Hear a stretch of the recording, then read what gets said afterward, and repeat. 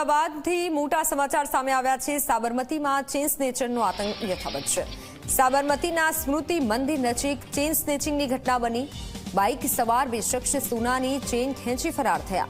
Diamond pedal સાથે સોનાની chain ખેંચીને ફરાર થયા। મોક્ષાર્થ નામના યુવાનના ગળામાંથી ચેઇન ખેંચી મંદિરથી ઘરે જતા મોક્ષાર્થને ટાર્ગેટ બનાવ્યો। પોલીસે સીસીટીવી ફૂટેજના આધારે તપાસ હાથ ધરી છે। સીસીટીવી ફૂટેજમાં આખી ઘટના કેદ થઈ છે, જેમાં આ યુવક મંદિરેથી ઘરે જઈ રહ્યો છે અને તે સમયે આ ઘટના બની। ફોનલાઈન પર સંવાદદાતા ઉદય જોડાઈ ચૂક્યા છે। ઉદય, જે રીતે ચેઇન સ્નેચિંગની ઘટના વધી રહી છે, વધુ જાણકારી।